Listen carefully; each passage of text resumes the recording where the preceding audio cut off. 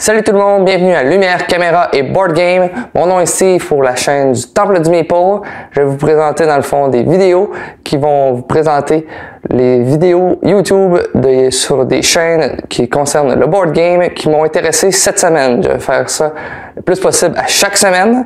Donc on commence tout de suite. Commençons d'abord avec l'école du jeu avec le Quoi de neuf Sylvain qui présente certains jeux qu'il a joués durant le dernier mois. Il a entre autres joué à Dinoblivion, un jeu d'un auteur québécois qui semble très intéressant vu que Goblivion, son premier titre, a été un grand coup de cœur pour ma part.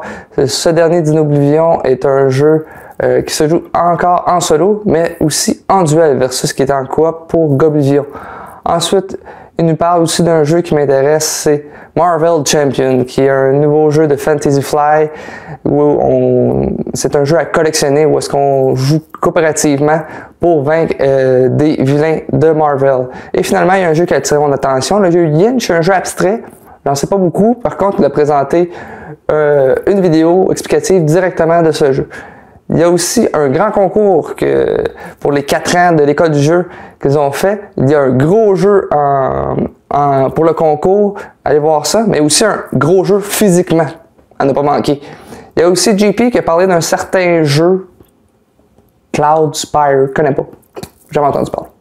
Du côté de Professeur Board Game et David Couteau, il y a son fameux tirage du lundi. Il a fait tirer cette fois-ci Copenhague, un petit jeu de placement de tuiles à la forme tétricienne dans le fond.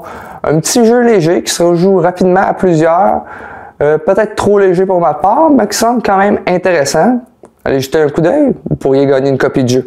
Il y a aussi une vidéo qui a attiré beaucoup mon attention avec LP qui a présenté Watergate. Normalement, il présente des jeux Kickstarter. Ici, il sort de sa zone de confort avec Watergate, un jeu où on parle de l'historique du fameux Watergate aux États-Unis avec Nixon qui est versus les journalistes. Un jeu seulement 2 joueurs. Je suis un grand amateur de jeux 2 joueurs. Un jeu qui m'attire beaucoup. Je vais attendre la copie de Yellow lorsqu'elle va sortir en français.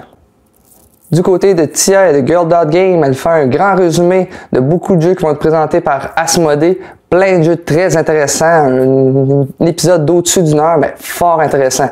Elle aussi est l'hiver d'une fameuse critique du jeu controversé Tapestry. Est-ce qu'il vaut vraiment la peine au prix qu'il a et au matériel qu'il a, mais avec un bon jeu? Allez voir ce qu'elle en pense. Également, la zone de jeu de société avec Martin a fait une critique de sa part. Allez jeter un coup d'œil à lui aussi. Du côté de Ludovox, c'est Bruxelles 1897 qui a attiré mon attention. C'est un jeu de sélection de cartes où est-ce qu'on place des architectes, une belle confrontation entre adversaires à ne pas manquer. La Société des jeux avec Martin Montreuil va d'un classique spécial Kickstarter de la semaine qui présente plusieurs jeux.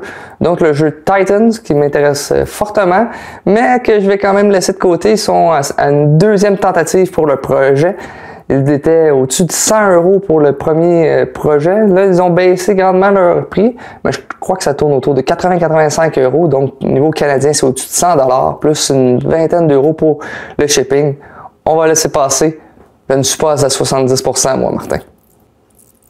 Randolph TV nous revient avec un nouveau concept avec Norm et ses chums. Il accueille un de ses amis pour jouer à un nouveau jeu qui est l'Aube des tribus, qui est un placement d'ouvriers avec du contrôle de territoire, d'une beauté fabuleuse, présentement disponible aussi en français, très intéressant, avec beaucoup d'objectifs de fin de partie qui semblent rapporter beaucoup. Allez voir ça. Dernière chaîne niveau francophone, il y a le Passe-temps qui nous sort de nulle part son top 10 de tous les temps avec Simon, Baptiste et Rachel qui nous font ça. On découvre pour la première fois Rachel et son top 10. Plein de jeux qui sortent de l'ordinaire du côté français, nous qui nous sommes moins habitués au Québec, mais qui est plein de jeux fort intéressants, dont j'adore le numéro 2 de Baptiste. Allez voir ça. BGG nous revient avec sa top 10 Hotness List, dans le fond, qui est les jeux les plus populaires lors du dernier mois. Il y a d'abord Maracaibo qui fait son entrée avec un beau projet qui est très coloré, un plateau qui m'attire l'œil. Moi, disons que les thématiques et le visuel m'attirent beaucoup. Il y a aussi le jeu Nemesis, un jeu coopératif. Pas tout à fait coopératif parce qu'on peut jouer avec des coups de poignard dans le dos dans le jeu-là. Demandez-le à Professeur Board Game qui en a parlé lors d'un de ses podcasts qu'il a fait.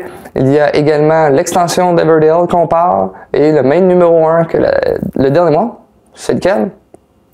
Du côté de Dice Tower, avec M. Tom Vasel, il y a le jeu de Magnificent, qui est un placement de dés. Un jeu qui était son numéro 1, attendu dans son top 10 de Essence. Il semble un peu mitigé face au jeu comparativement à ce qu'il s'attendait. Allez voir pourquoi. Il y a ensuite le jeu Kearns, un nouveau jeu qui ressemble plutôt étrangement à Onitama, dans le fond, qui est un jeu où je trouve qu'il ressemble à un jeu d'échecs. Dans le fond, il faut tout simplement bouger des ouvriers sur une case avec des objectifs bien précis. Et on a des tuiles pour faire ces actions-là, mais l'adversaire peut faire les mêmes actions et lorsqu'on fait une action, on revire la tuile de l'autre côté, donc on bloque l'action à l'adversaire. C'est un jeu très intéressant, mais c'est une pâle copie de Onitama à suivre. Ensuite, il y a Wayfinder, un jeu de Thomas Dagenet-L'Espérance, le créateur de Decrypto. Allez voir ça, un jeu avec des avions très colorés, intéressant, qui semble un getaway game. Allez voir ça aussi. Et finalement, nous avons le nouveau jeu de Azul qui semble très intéressant, par contre qui semble beaucoup ressembler au premier de la trilogie. Finalement, je suis un grand fan aussi des podcasts, donc je vais vous parler à la fin des épisodes de podcasts que j'ai entendu parler. Il y a d'abord le podcast de David Couteau et Professeur Board Game, un board game presque parfait, rendu à son 3e épisode.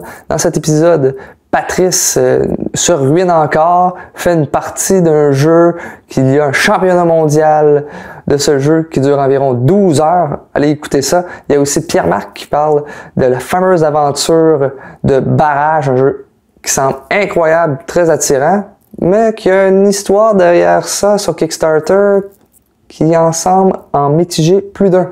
Et finalement, ils discutent de leur partie qu'ils ont faite de Marvel Champion, que j'ai parlé avec le Quad 9 Sylvain. Il y a ensuite Dice Tower, que je suis un fidèle suiveur de leur podcast, qui font de leur top 10 en plutôt des jeux d'introduction. Donc c'était tout pour moi pour mon premier épisode. Si vous voulez me suivre, je suis sur Facebook et surtout sur Instagram pour faire des critiques même de jeux au Temple du Meeple. Sinon, vous allez me retrouver dans d'autres épisodes comme celui-ci de Lumière, Caméra, Board Game. À la prochaine!